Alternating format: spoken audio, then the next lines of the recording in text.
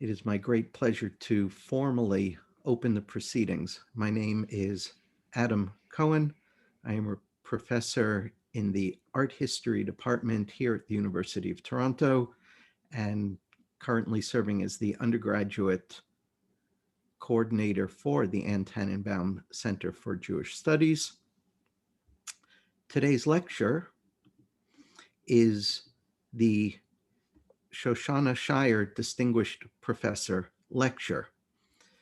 This fund was established in 1994 by Milton Shier and his family to honor his late wife of 48 years, Shoshana Rose Lillian Shier. Shoshana Shier herself was an alumna of U of T, graduating with a BA from Woodsworth College in 1973. Since its inception, the professorship has brought in distinguished scholars such as James Kugel, Michael Morgan, Samuel Kassow, Eric Louis, and many others. These scholars have enriched the programming at the Anne Tannenbaum Center for Jewish Studies, and we would like to thank the Shier family for their incredible generosity and friendship for so many years. Our thanks are especially heartfelt in this particular moment because everyone at the ATCJS sends heartfelt condolences to Milton Shier and the entire Shier family for the recent loss of Joyce Levy Shier. In better days, the Shoshana Shier Distinguished Professorship is a visiting position. And while we look forward to hosting a Shier visiting professor next year, right now we are thrilled to have Professor David Shyovitz with us. Professor Shyovitz is Associate Professor of History at Northwestern University and Director of Northwestern's Crown Family Center for Jewish and Israel Studies. His research and teaching focus on pre-modern Jewish history, with particular emphasis on the development of Jewish thought, the history of halacha, and the dynamics of Jewish-Christian relations. He has an exceedingly long CV, a very distinguished resume, and I want to assure you that although Professor Shyovitz is something of a wunderkind, he's not quite as young as he looks. He's received his PhD from the University of Pennsylvania in 2011, and since 2010 has been at Northwestern University, where he achieved the level of associate professor in 2017.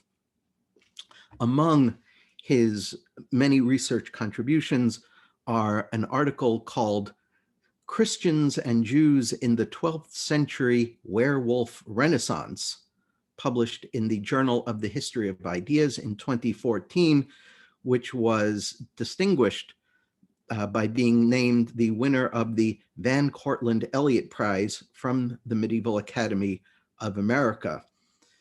And he followed that up in 2017 with the publication of a book called A Remembrance of His Wonders, Nature and the Supernatural in Medieval Ashkenaz by the University of Pennsylvania Press, which in turn was also awarded a prize by the Medieval Academy of America, the 2021 John Nicholas Brown Prize for the best first book in medieval studies.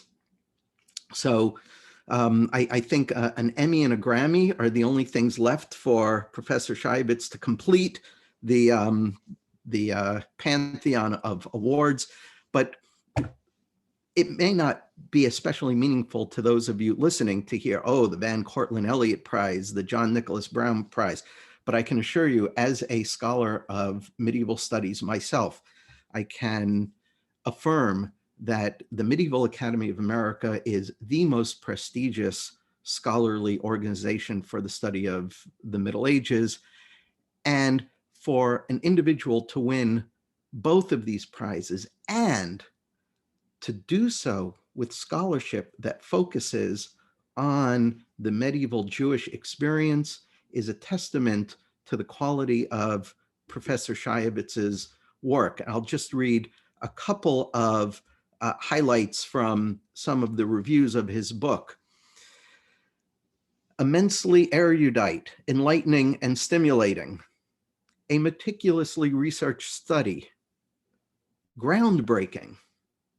And I can attest that all of these are absolutely true.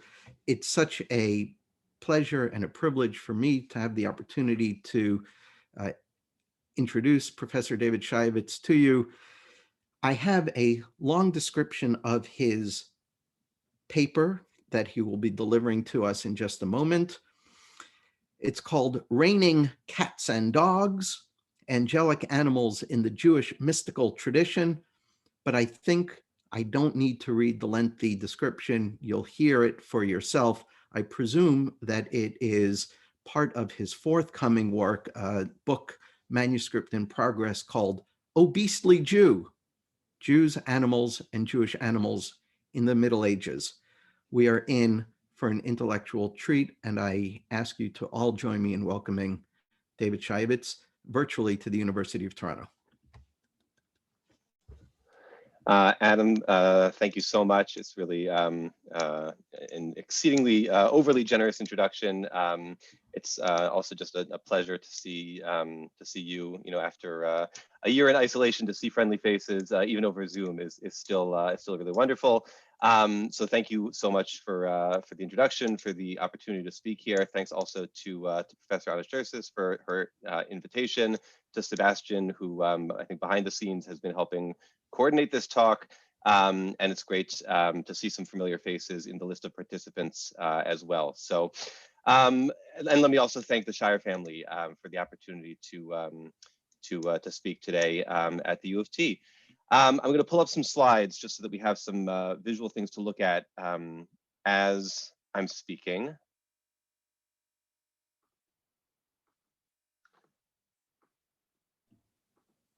So there's, okay. And I'm going to jump right in. I seem to have lost from my screen. I can't see anybody's faces anymore. So if there's any technical difficulties, somebody please just jump in and let me know. And I'll launch right in.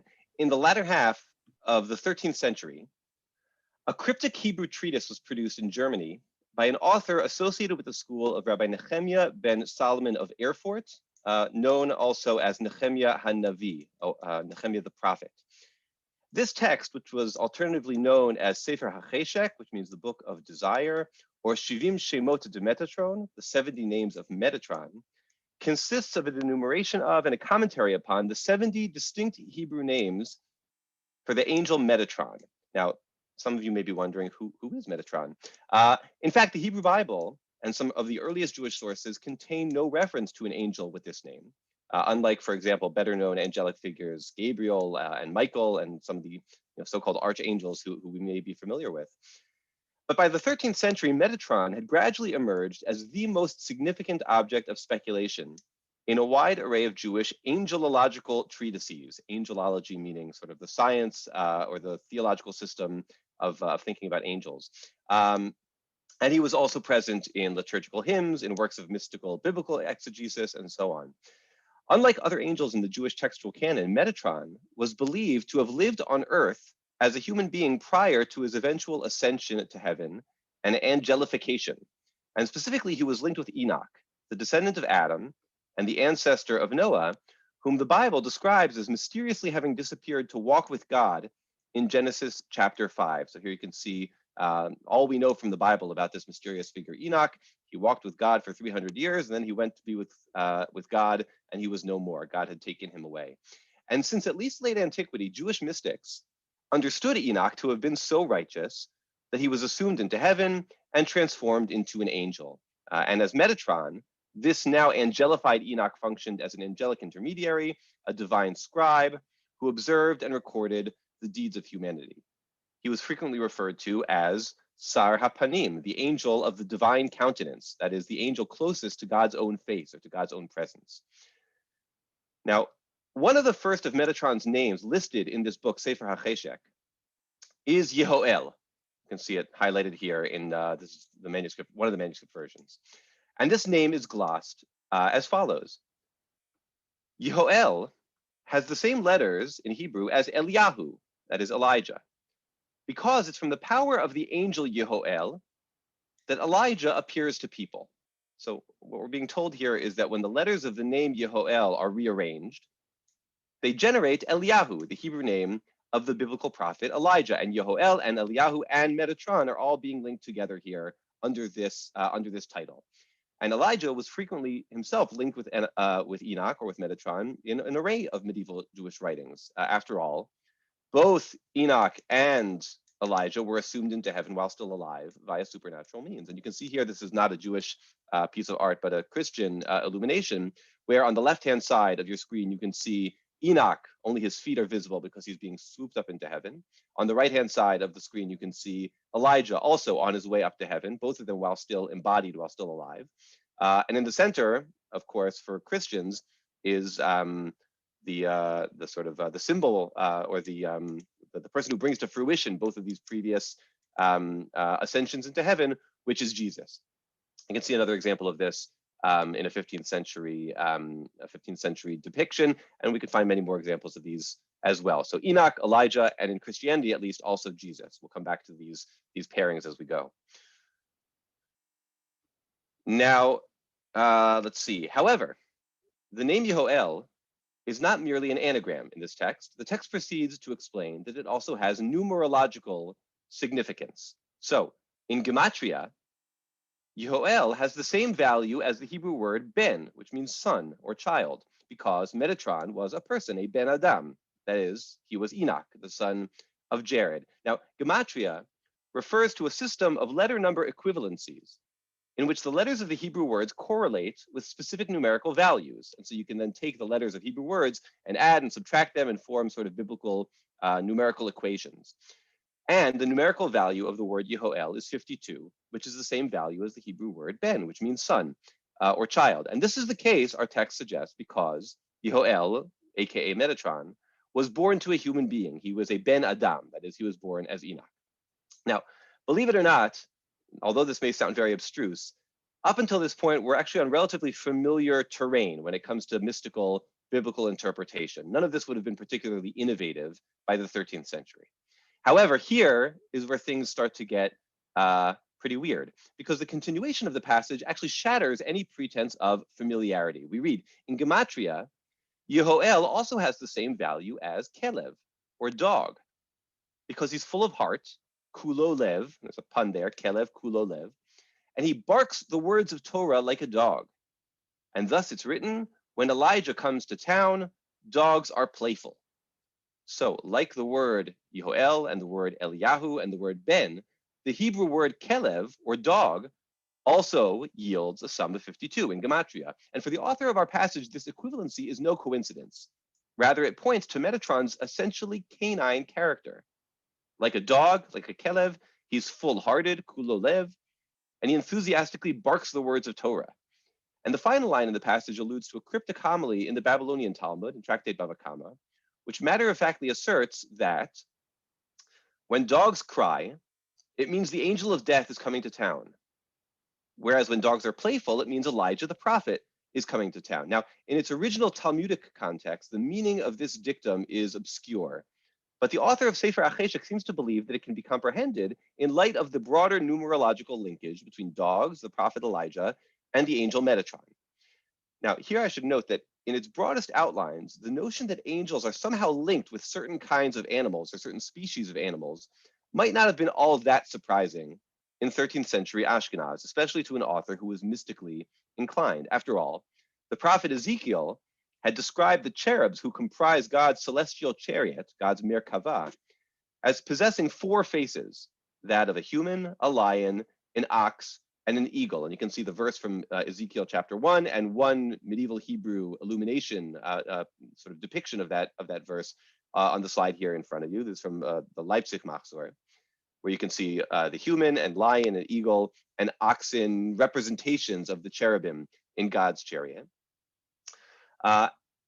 However, and in subsequent Jewish texts, the angelic animals, or maybe we could say the animalistic angels that we see here, came to be known as Chayot HaKodesh, which literally means the holy beasts. And these are an object of meditation and liturgy in a range of Jewish texts and prayers. But the authors of these subsequent texts were, I would say, pretty transparently ambivalent about whether animals belonged in the celestial realm, operating with a largely anthropocentric underlying assumption that is human focused. Pre-modern Jewish thinkers struggled to make sense of Ezekiel's privileging of animals in his description of the most sacred and recondite divine sphere. And so by and large, the solution that was arrived at was to radically mitigate the significance of Ezekiel's association between animals and angels. And I'm happy to say more about this during the Q&A if people are interested in the interpretive history of this chapter in Ezekiel. For our purposes, though, even for an audience that was primed to in some way associate angels with lions or with eagles or with oxen, these sort of powerful, majestic creatures, even that audience would likely have been taken aback by the notion of a canine angel barking words of Torah. For in biblical, rabbinic, and other canonical Jewish sources, dogs are overwhelmingly described as filthy, degraded, wicked, and despised.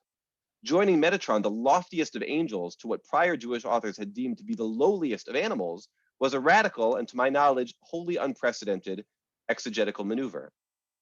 Complicating matters further, the ubiquitous association between dogs and contamination within the Jewish tradition was supplemented during the 12th and 13th centuries by an explosion of anti-Jewish canine rhetoric from without. Medieval Christian preachers, exegetes, and even political rulers increasingly and viciously deployed the Jewish dog as a polemical symbol in a range of contexts, ranging from sermons and scriptural commentary to even, as we'll see, judicial punishment. The details of this discourse were not lost upon Jewish audiences, who demonstrated that they were well aware of their supposedly canine status in Christian imagination. And so given the pervasiveness of this anti-Jewish sentiment, it's difficult to imagine medieval Jews being oblivious to the loaded symbolism of Metatron, the dog. All the more difficult to make sense of their approving invocation of this angel in this very weighty theological context. And so in my presentation today, I'd like to argue that animal angelic hybridity, and specifically Nehemiah's introduction of dogs into the most transcendent realm of Jewish angelology, excuse me, is not merely an idiosyncratic exception or a kind of an interpretive flight of fancy. Sefer HaCheshek was far from the only text circulating in medieval Ashkenaz that sought to reclaim and rehabilitate the symbol of the Jewish dog and to specifically foreground its angelic dimension. The Christian polemical association of this symbol was well known to medieval Jewish authors and audiences, and the link between Metatron and the dog reflects a conscious appropriation and inversion of a ubiquitous anti-Jewish symbol.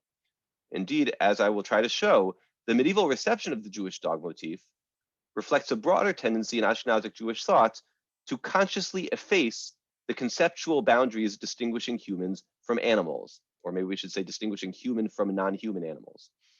As I try to argue in my current book project that Adam mentioned, Ashkenazic Jews were questioning, and in some cases obliterating altogether, the distinction between humans and animals at precisely the moment when Christians were ramping up their use of animal rhetoric to dehumanize so-called beastly Jews. The medieval Jewish transformation of the dog from a lowly creature to a celestial being, to God's best friend, so to speak, illuminates the profound impact of Christian polemic upon Jewish self-understanding and suggests that categorical distinctions between species and categorical distinctions between religious communities were being conceptualized in tandem over the course of the High Middle Ages. So let's start with some background. In the scriptural and rabbinic sources that were accessible to medieval Jewish authors, dogs bore an overwhelmingly awful reputation.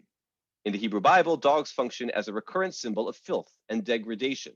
Deuteronomy 23, for instance, cautions that neither the payment made to a prostitute nor the money earned from selling a dog may be used to purchase animals for sacrificial worship, since each of them constitutes, quote, an abomination to the Lord your God. Elsewhere, dogs are used as metonyms for disgrace, as in 2 Samuel, where a dead dog is used to symbolize the depths of abjection, or as in Isaiah, for laziness and foolishness. The Talmud goes so far as to equate dogs with pigs, which Jews consider to be the epitome of impure animals, and to level a curse against anyone who raised either animal. Medieval authors inherited these negative associations and in fact augmented them. So one 13th century interpreter, for example, encountering the puzzling Hebrew word machliv in a liturgical poem, and this is a word in Talmudic Aramaic that means to sow, but seems to come from the same root as the word kelev.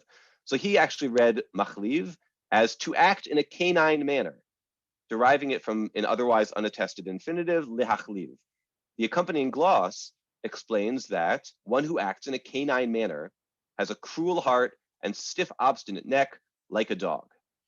Meanwhile, a number of legal sources ruled that simply looking at a dog in the street was sufficient to threaten one's status of ritual purity. So Breita de Nida, for example, which is an early medieval treatise on menstrual impurity, cautions that a woman who, after having immersed herself in a ritual bath at the end of her menstrual cycle, comes into visual contact with a dog on her way home, must return and re-immerse prior to being permitted to have intercourse with her husband.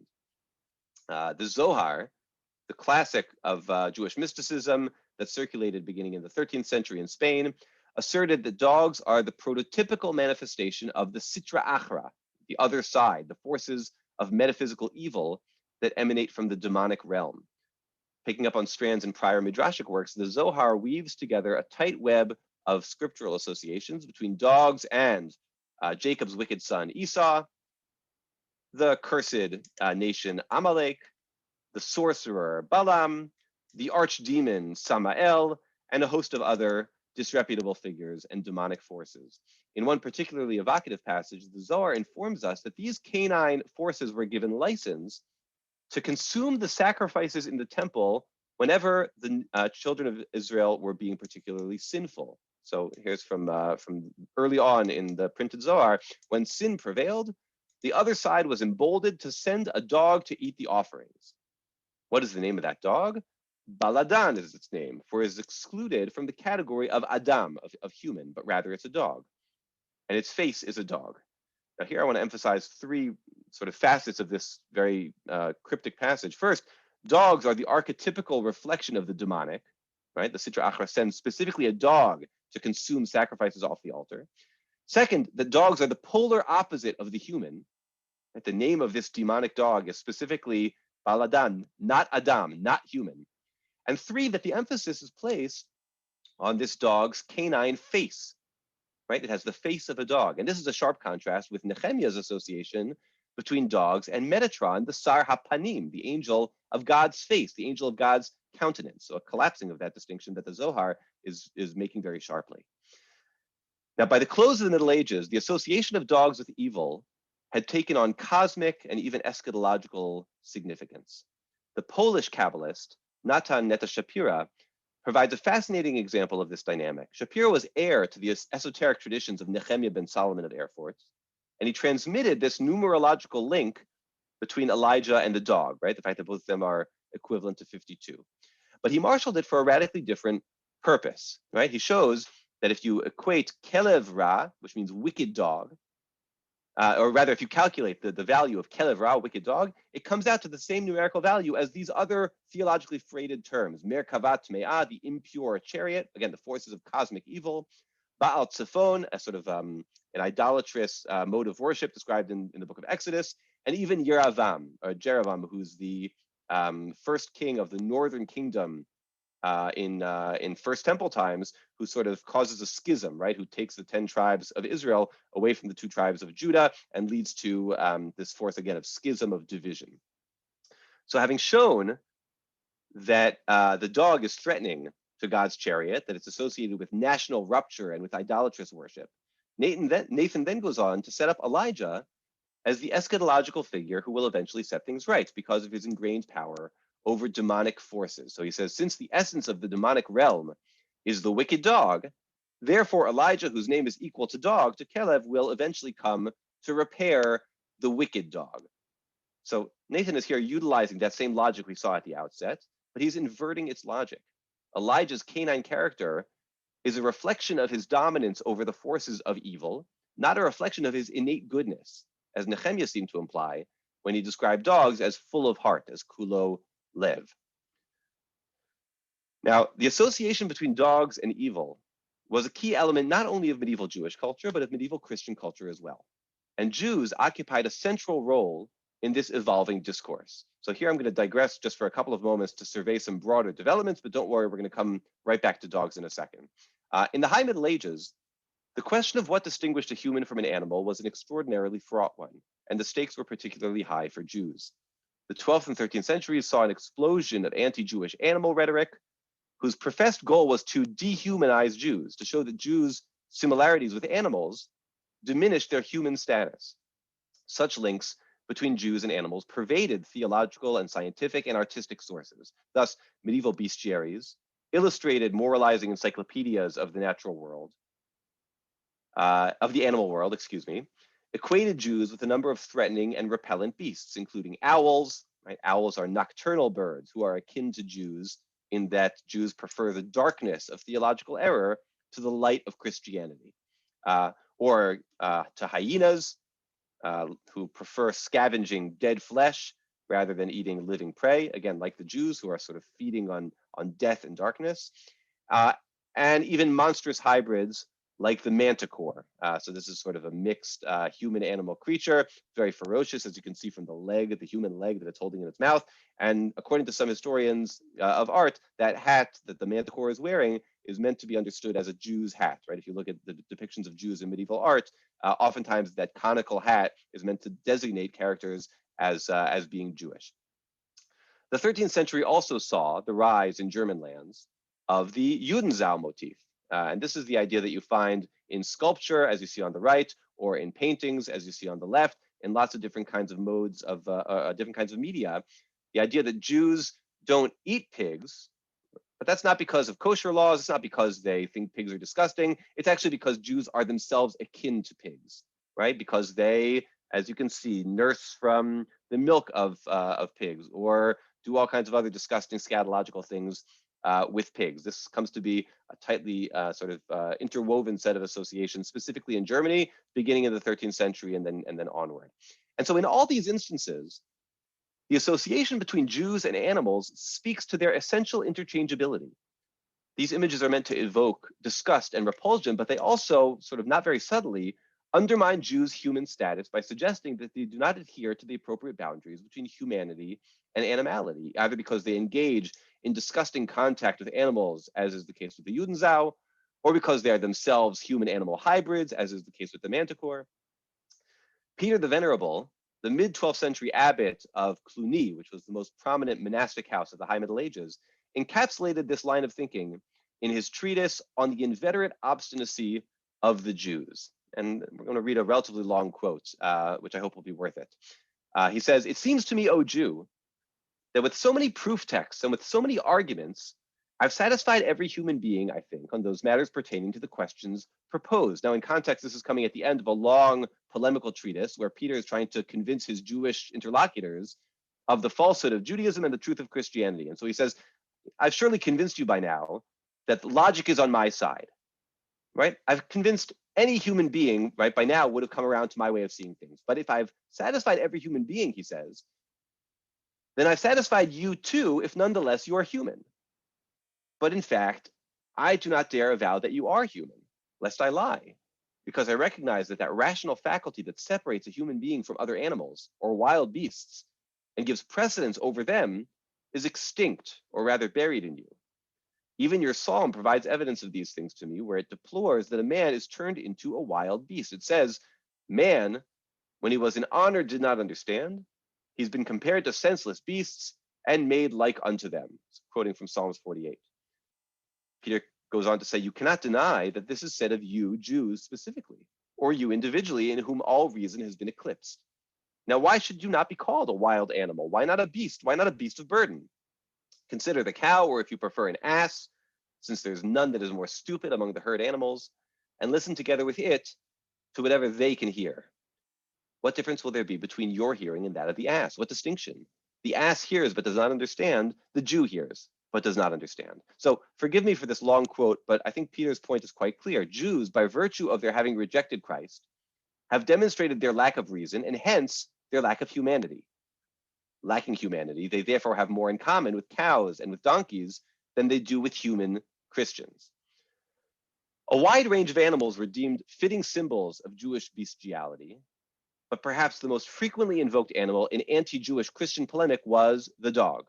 And this linkage was particularly apparent in scriptural exegesis. Thus, as a historian named Kenneth Stowe has shown in great detail, Christians read Matthew 15:26 as a warning against the threat that Jews pose to the body of Christ, right? Matthew quotes Jesus as saying, it's not fair to take the children's food and throw it to the dogs. And this was understood in the High Middle Ages as a reference to Jews as dogs wanting access to the children's food, trying to get their hands on the Eucharist wafer, on communion wafers, on the body of God. And this is the same period of time in the 12th and 13th centuries when ritual murder accusations and host desecration libels are being developed against European Jews, and this verse plays a role in that discourse. Canon lawyers and inquisitors applied the verse in Proverbs 26, as a dog returns to its vomit, so a fool repeats his foolishness, to Jews who, after being forcibly converted to Christianity, sometimes sought to revert to Jewish observance. And Psalms 21, which speaks of the many dogs who encompass me, was also understood to refer to the Jews who surrounded Christ on the cross. So the same Peter the Venerable we encountered a moment ago read the verse in the following manner. He says, in truth, as you say, Christ was gnawed by dogs, by ones unclean, by ones who barked at him, and as we confess, Christ was slain. Let Christ be heard in the psalm, for many dogs have encompassed me. The counsel of the malignant has besieged me. They've dug my hands and my feet. So that's the verse from Psalms we saw a moment ago. Were you not the dogs, when like dogs you thirsted after blood and licked it almost like a rabid dog, saying his blood be upon us and upon our children? Did you not bark when you cried out time and time again to the judge who condemned your wickedness and attempted to turn it aside? Crucify him, crucify him. It's clear then that the prophet predicted that Christ would be led to his death, not by dogs of this sort, but by Jews, who are far worse than dogs. So the notion that Jews bark ferociously at Christians, or that their prayers are nothing but the howling of dogs, was expressed in a wide array of contemporary sources. And beginning in the 13th century, this identification of Jews with dogs even manifested itself judicially by the advent of Judenstrafe, a method of execution associated with Jews, in which the accused was hung upside down over a pyre and flanked on either side by ferocious dogs. As the Dominican friar Rudolf of Schlettstadt put it, Jews who are unclean and stinking and more vile than dogs should be punished for a long time in prison, and then their feet should be tied to the tails of horses and led through the fields, and thorns to the gibbet, and hung with their feet above them, and completely burned up with a fire placed beneath their head. Christian accusations that Jews, like dogs, are filthy and wicked and ferocious were actually not lost upon contemporary Jews themselves. So take, for instance, a poem by Solomon Habavli, a liturgical poet who flourished in northern Italy during the late 10th century. Solomon bemoans the fact that Christians, if you look at the translation on the left-hand side of the slide, have disgraced your loved ones, calling them dog. Yavozu, yavozu, yedidecha, yechanun klavim. And as the stanza continues, Solomon takes for granted that dogs are a negative symbol, and he merely reverses the direction of the Christians' accusations. He says, it's the priests who are foolish, and the tonsure of the monks that's disgusting. Christian clerics, not Jews, are the ones who manifest canine attributes of stupidity and disgustingness. Subsequent liturgical poems composed in medieval Ashkenaz similarly adopted and inverted anti-Jewish canine rhetoric. The poem Ma'oz Tzur, which is still recited to this day in some homes on Hanukkah, which is composed in high medieval Ashkenaz, looks forward in its first stanza to the era when God will prepare a slaughter for the barking adversary, which in context is a transparent reference to Christendom. Anti-Christian polemical texts, like the 13th century German Sefer Nitzachon Yashan, or the Book of Disputation, features this language as well. The text is constructed dialogically, so it's a sort of a polemical handbook. If the Christians say the following to you, you should respond by saying the following. And the Christian lines are frequently introduced as Hanotzrim menavchim ve'omrim. The Christians bark the following at us, and then we should respond by saying, X, Y, or Z. By the High Middle Ages, the Baraita de Nida's warning that seeing a dog conveys a kind of a quasi-ritual impurity, which we saw before, has been extended to Christians as well. So, for instance, in some rituals that date to High Medieval Ashkenaz, if you come into contact with either a dog or with a Christian, that's understood to threaten your ritual purity and to require another trip to immerse in the mikveh. Moreover, many of the same passages in the Zohar that we saw before that linked dogs with the Sitra Achra, or the demonic forces, extend that linkage not just to Esau and Amalek and Balaam and Samael, but also to Jesus in particular. So here I'll just also note in passing, very briefly, that this sense of mutual enmity between Jews and dogs even carried forward into later historical periods too. So I know there are some Yiddishists who are on the call, and in collections of Yiddish proverbs from the 19th and 20th centuries, there are dozens of expressions of Jewish canine incompatibility. I hope you'll permit me a brief Yiddish joke. Wenn kann sich hier finden in a Yiddischer Stube Hund? When can you find a dog in a Jewish home? Wenn eins von die zwei, in one of two cases. Oder der Yid ist kein Yid nicht, or der Hund is kein Hund nicht. Either the Jew is not really a Jew, or the dog is not really a dog. And as a second example, which I really just couldn't resist, I'm going to show you a brief 30-second clip, and I hope its relevance will be obvious. Let's see if I can get it to play. Nope.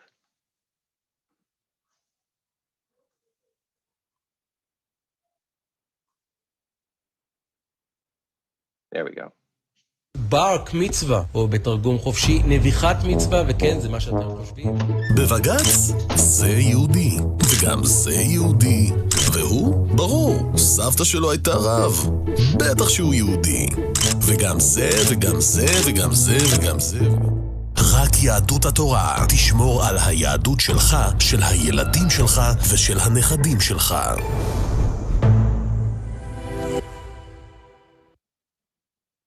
So some of you may recognize this clip has been in the news over the last week or two. This is a response in Israel today to a decision about who sort of acquires Jewish status for the purposes of the law of returns and other legal issues involving conversion in Israel. And the response of some sort of ultra-traditionists or radical perspectives was that if we accept certain kinds of Jews as actually Jewish, right, liberal Jews, Jews whose conversions these people don't approve of, we may as well accept dogs, right? We may as well embrace the Bark Mitzvah as a sort of a legitimate and authentic mode of Jewish worship. Again, the idea being that even in the Jewish collective consciousness, dogs have emerged as sort of the ultimate symbol of that which is not Jewish, not properly Jewish. So given these developments, and I've really provided only a small sampling of the relevant sources, the notion that a Jewish author in 13th century Germany would elevate dogs to the angelic realm seems difficult to comprehend. Indeed, Sefer HaCheshek's description of Enoch or Elijah or Yehoel as barking the words of Torah like a dog could have been lifted straight from the writings of somebody like Peter the Venerable or other polemicists. So what are we to make of the canine nature of the angel Yehoel? I think a clue can be found in this Talmudic reference that the author of Sefer HaCheshek briefly cites in the conclusion of the passage. So he says, thus it's written, when Elijah comes to town, dogs are playful. And as we saw, this line gestures to an obscure Talmudic passage in Tractate Bava Kama. The rabbis taught, when dogs cry, it means the angel of death is coming to town. When dogs are playful, it means Elijah the prophet is coming to town. At first glance, this Talmudic proof text would seem to deepen our confusion rather than alleviating it. Granted, this passage links Elijah to dogs, but it provides no indication of why, nor does it explain the relationship between dogs and the angel of death. And significantly, the passage doesn't seem to have attracted much attention among subsequent commentators, maybe on account of how peculiar it is.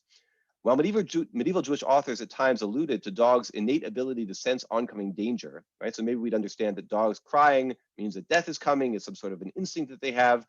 There are some sources that acknowledge that that's the case, but they generally found those portents to be threatening. So for example, a 13th century Hebrew text attributed to Rabbi Judah the Pious of Shier suggested that if one hears one's dog crying and dragging its body on the ground inexplicably, it is a sign that the angel of death is on its way. And so you ought to, first of all, quickly repent and pray for mercy, and two, drown your dog. And the text notes that even though such a response might look like pagan superstition, it's nonetheless permitted, right? Better safe than sorry. However, there's one fascinating source composed in the late 13th or the early 14th century, which contains a lengthy and highly developed analysis of this Talmudic passage about Elijah and the angel of death, and which parallels elements from Sefer HaCheshek, allowing us, I think, to reconstruct the set of beliefs with which the author was likely working. And the source in question is called Sefer Malkiel. It's a commentary authored by a certain Malkiel Chizkiah ben Avraham, that interprets cryptic homiletical material or cryptic agadot in the Babylonian Talmud. Now, before we turn to Malkiel's explanation of our particular passage, let me just say a word or two about where this text comes from, and its provenance. Sefer Malkiel survives in at least six manuscripts from the 15th and 16th centuries, and seems to have enjoyed a relatively widespread reception in print. Despite this popularity, this text has been almost wholly neglected by historians. Hebrew bibliographers long identified its author, Malkiel Chizkiah ben Avraham, with another known 16th century figure, a guy named Rav Malkiel Ashkenazi, who was an Ottoman Jew who emigrated from Salonika to the land of Israel around 1540 and established a rabbinical academy in Hebron. And you can see here on the title page for those who read Hebrew, this is Sefer Malkiel. It's one of the printed editions, and it identifies the author as Malkiel Ashkenazi, this known guy from the 16th century. The surviving manuscripts, though, clearly indicate that that identification is specious, since the work was already circulating in manuscript in the 15th century. And moreover, without going into a lot of detail, I've identified a number of explicit citations from Sefer Malkiel in a Hebrew philosophical text, a text called Sefer Hadrat Kodesh, which was completed in Regensburg in the year 1400. So that pushes our terminus antiquem, right? The latest possible date that Malkiel could have been written. It pushes it back to the turn of the 15th century, even earlier. For various other reasons, I think we can sort of confidently date this text to the late 13th or early 14th century. And the fact that it was first quoted in a text that was written in Germany, in Regensburg, might indicate that the author himself, Malkiel Chizkiah ben Avraham, comes from German lands. More on that in a moment. And here also, just because it's interesting, I'll note that if you look back at the manuscript version, so this is a page from the earliest surviving manuscript, you'll see, if you look carefully, some of the lines here look like they're more bold, and some of the lines look like they're more faded. And that's in fact because somebody at some point tried to erase or to blot out some of these lines in the manuscript. And in fact, the printed editions only contain about half of the total material that's in the manuscripts. And that's because some of this manuscript material is very overtly anti-Christian. So there's a kind of a Jewish self-censorship going on in terms of which parts of this manuscript ended up being printed. And that's an interesting story for another time. Now, Sefer Malkiel uses the Talmudic passage about dogs and Elijah and the angel of death as a taking off point for an intricate and theoretical exploration of the links between animals and angels. He begins by articulating some background assumptions that will inform his interpretation. First, based on his reading of rabbinic passages, he concludes that every living creature in the world is connected to and governed by a specific astral or angelic force. After all, according to the sages, quote, there isn't a single blade of grass below that does not have an astral force above that strikes it and says, grow. What's true of grass is certainly true of animals, and Malkiel explains that these angels or astral forces draw down spiritual power from a hierarchically arranged chain, kind of like a great chain of being almost. So, quote, the angel whose power influences each type of animal must itself be influenced by a still higher power, which in turn is a link in a chain from above. Moreover, these governing forces are uniquely suited to the specific creatures that they oversee. So the angelic counterpart of a lion, for example, won't be the same as the angelic counterpart of an ox. The author goes on to explain that just as animals are ranked hierarchically, so too are their angelic counterparts. So, quote, the angel or astral force whose power influences a lion is not linked to the same chain as the force whose power influences an ox. And this requires no elaboration. Okay, so this is relatively straightforward, at least for this author. Next, Malkiel switches gears and explains that varying animals have differing moral characters. So he says a dog possesses faithfulness and is a loyal servant of his master. Thus, the origins of his angelic influence must come from a loyal source, right? Animals draw down their power from angels, and good animals must come from good angels, and bad animals from bad angels. And speaking of bad animals, the cat, however, and similar creatures have no loyalty, but only falsehood, and their influence from a false source like Samael, who's the prince of demons. In like manner, we can be certain that demons and destructive angels are influenced by Samael, and that those angels in turn influence snakes and scorpions and all wicked creatures. we can also be certain that the dove, which is the most exalted of all birds on account of its monogamy, derives from a pure and clean angelic source. So we have, right, good animals and bad animals, which derive from good angels and bad angels, respectively. So having linked specific animals with specific angelic and astral forces, Malkiel next lays out his second premise, which is that people, once they've died and gone to heaven, join the ranks of the specific angels whose characteristics match their own.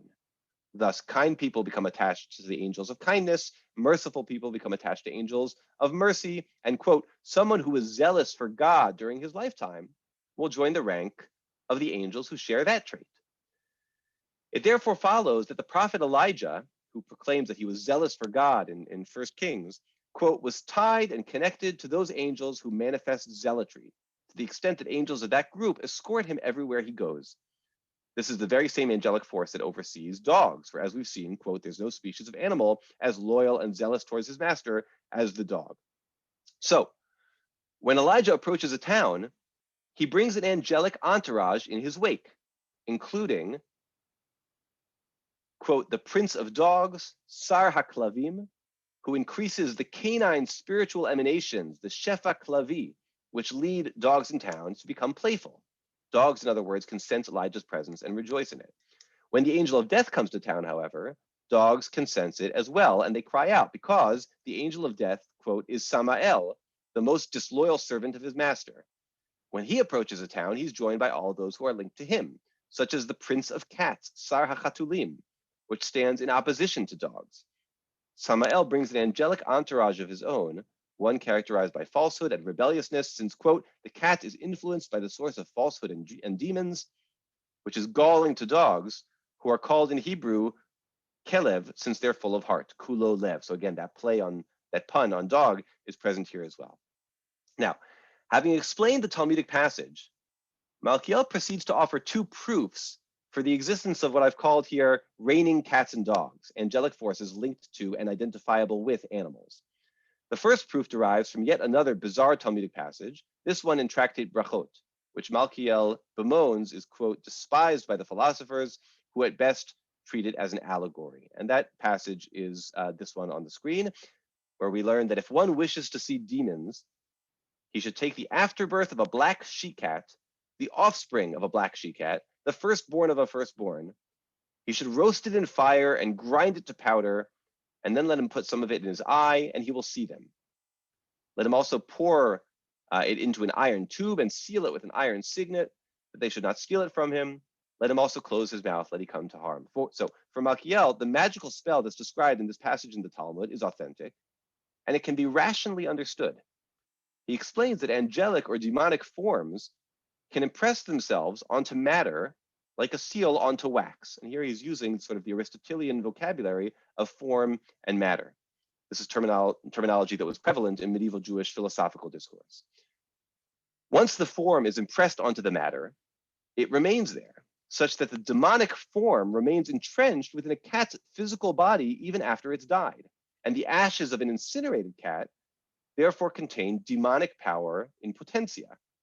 And the afterbirth of a cat, the placenta which nourished the cat in utero when the demonic form was first being impressed upon it, contains an even higher concentration of demonic power. This is why the Talmud prescribes that such ashes be applied to one's eyes if he wishes to see demons, because the demonic form is inextricably a part of the material property of such ashes and can be instrumentalized in, quote, in the manner known to the magicians. So having laid out his theoretical defense of the Talmudic Aggadot, Malkiel takes matters one final step further by offering empirical justification for his magical scientific claims. He says, lest you think I'm misleading you, I've received from an artisan in Ashkenaz who is an expert in such magical practices that if one wants to show people the image of dogs and other animals running around a room and acting out a hunt like in a forest with the dogs chasing the animals, this can be accomplished by a conjuration. Take newborn puppies and burn them alive in an earthen vessel over fire until they are reduced to ash. Do so with other animals too, such as young foxes or rabbits or deer, and then take fresh wax and blend it with these ashes into a candle with a hemp wick and place the candle in a pouch or a chest. Once these materials have been prepared, Malkiel explains how the angelic forces that are concentrated in the animal's ashes can be operationalized. Then light the candle and say, I adjure you so-and-so that you reveal before our eyes the image of dogs or other animals in this house. And the angelic force that influences the dogs or other animals will exert its power upon this material, and the images of the animals and dogs will become apparent.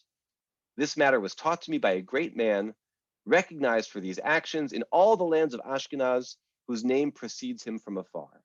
So for the technical reasons we've traced so far, this procedure will generate visions of dogs and other animals, which will then be interpreted by the amazed viewers as a hunting scene, with the dogs chasing after the foxes, the rabbits, or the deer.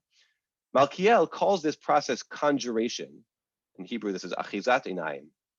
But it's clear from his description that the workings of this trick are rationally comprehensible, and its effectiveness validates Malkiel's reading of the Talmudic passages that we've seen having to do with dogs and cats and angels and demons and Elijah.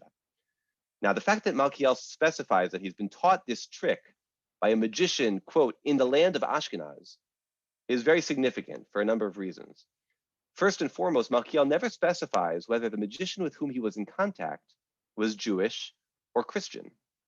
But there's reason to believe it could well have been a Christian magician, since several Latin grimoires or spell books composed in late medieval Germany contain almost identical instructions for conjuring a hunting scene using candles that are made of animals' ashes. The possibility that Malkiel was a participant in this kind of interreligious magical exchange deepens the sense that his approach to the meaning of angelic dogs should be anchored within an interreligious context. But the fact that Malkiel's magician was renowned in Ashkenaz is geographically significant as well, since it places our author in roughly the same cultural environment, 13th century Germany, in which Sefer HaCheshek, the treatise on the names of Metatron, was composed as well. Indeed, the entire extended discussion sheds light upon the terse passage in Sefer HaCheshek with which we began. We'll come to that in a second. In both Sefer Malkiel and Sefer HaCheshek, the dog is associated with Elijah and with angelic forces that manifest themselves on earth. In both texts, the dog is singled out because it is kulo lev, full of heart, loyal and faithful, in contrast to demonic cats who are conduits of falsehood and wickedness. What these sources reflect, I would argue, is a simultaneous adoption and subversion of the Christian motif of the Jew as abominable dog. For these Jewish sources, God's most exalted prophet, Elijah, and most lofty angel, Metatron, should be identified with dogs, not because of these creatures' wickedness, but because they function as God's loyal pets. So let me conclude by citing one final Jewish text, this one too, composed in Ashkenazic lands during the late 13th or early 14th century. It comes from a text called Sefer Kushiot, the Book of Queries, a text that contains a series of brief questions and answers about a range of Jewish legal and liturgical matters. At one point, the text digresses and asks rather plaintively, question, why do the nations of the world call Jews dogs? We get two answers. Because it says you are the sons of the Lord your God, and the numerical equivalent gematria of sons is dogs. And also it's written for the children of Israel are mine, which is an acronym for my dogs. Now this second answer is really very clever. It quotes a verse which in Hebrew reads, Ki li bnei Yisrael, the children of Israel are mine, belong to me, God. And if you take the first of the letters of each of these Hebrew words, it spells out as an acronym the Hebrew word klavai, my dogs, right? The children of Israel are mine.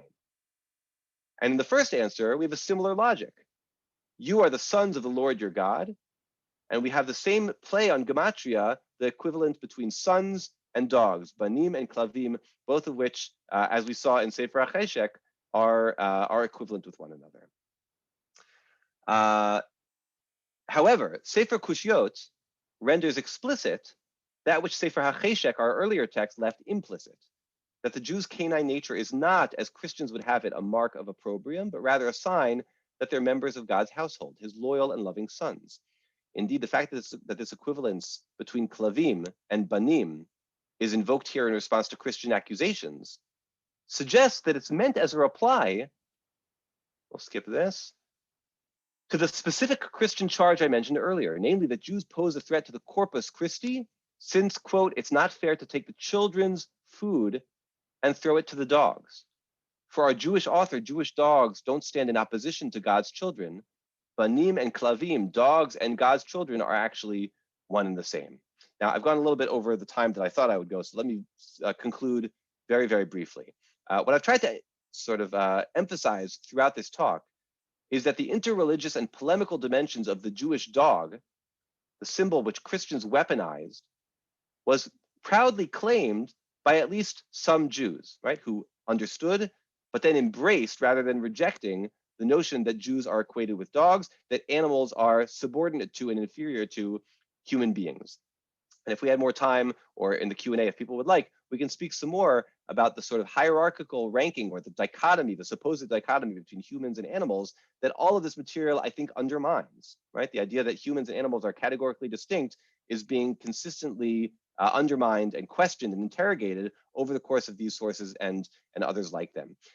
Let me just end off, however, by suggesting that if we move beyond the textual record and into the artistic record, we can find that these ideas about humans and animals, Jews and dogs, Jews and animals, and the sort of Christian, the undermining of the Christian associations between them may have played itself out and help us understand at least some examples of a very peculiar and puzzling phenomenon in medieval Jewish art history, which is the phenomenon of zoocephalism, the consistent sort of tendency of Jewish artists or artists who drew illuminated Hebrew manuscripts to equate Jews with animals, draw Jewish figures, or in this case, as we see, even angelic figures, with animals' heads. Some of the famous examples of this include the bird's head Haggadah, where the Jews are leaving Egypt in these illustrations, but they're depicted with animals' heads, or the tripartite Machzor, another sort of lavishly illustrated, beautiful illuminated manuscript in which many Jews are depicted with the heads of animals,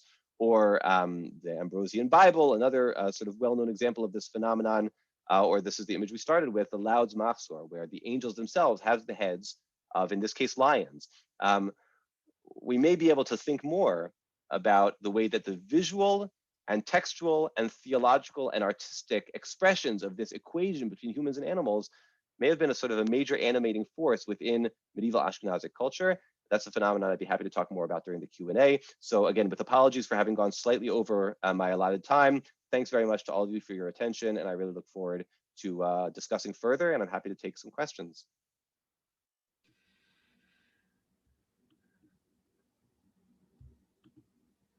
Thank you, Professor Shyovitz. I think that anyone who is even partially paying attention will be able to now agree with the assessments of your book. Immensely erudite, enlightening, stimulating, meticulously researched. I think you demonstrated all of that in this talk. I think that what emerges from your presentation is that certainly there were multiple perspectives and viewpoints in the Middle Ages among Christians, among Jews, and that the ideas that were presented here are not meant to vilify any particular modern person's choices. Professor Shyovitz is an investigative reporter with a dispatch from the Middle Ages, and what we choose to do with the information he presents is up to us. But I think everyone will agree that it's fascinating material presented so cogently and clearly, as all the comments in the box have shown, have given us so much food for thought. And I don't know, unfortunately, you can't see the responses, but I hope you will all virtually join me in thanking Professor Shyovitz for serving as this year's distinguished professor in the Shoshana Shier lecture series, a fitting complement to the illustrious roster of lecturers we've had for this event in the past. So thank you very much, and I encourage everyone to stay safe and stay sane. Thanks so much, Adam. Thanks to everyone for coming, and be well.